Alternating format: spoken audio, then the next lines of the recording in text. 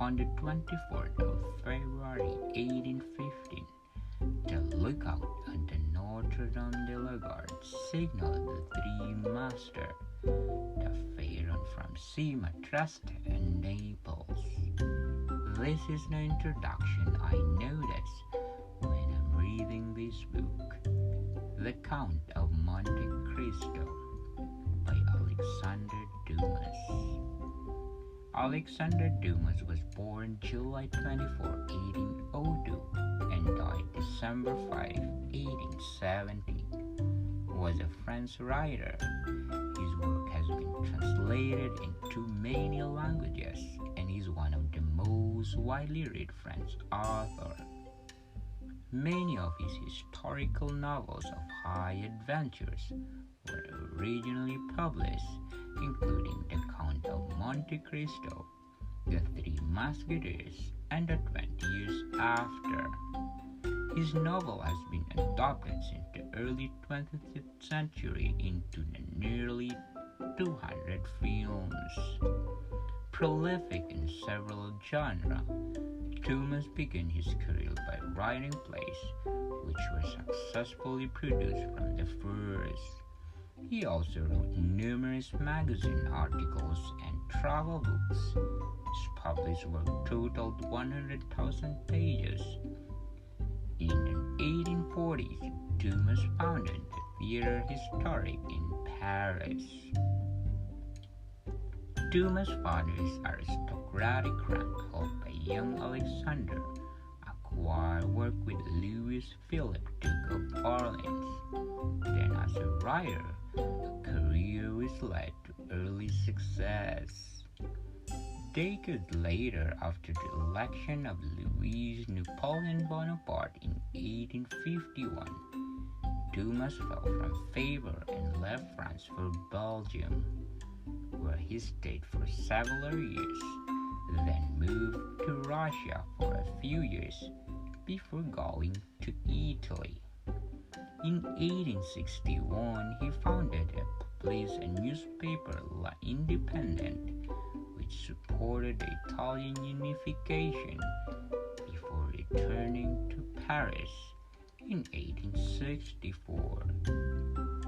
The Count of Monte Cristo is an adventure novel completed in 1844. It is one of the author's more popular works, along the Three Musketeers. Like many of these novels, it was expanded from plot outline suggested by collaborating ghostwriter.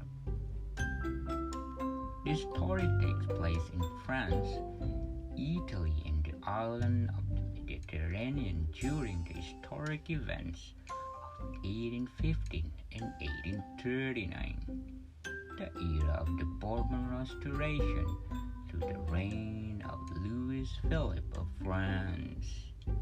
It begins on the day that Napoleon left his first island of exile, Elba, beginning the 100 Days period when Napoleon returned to power.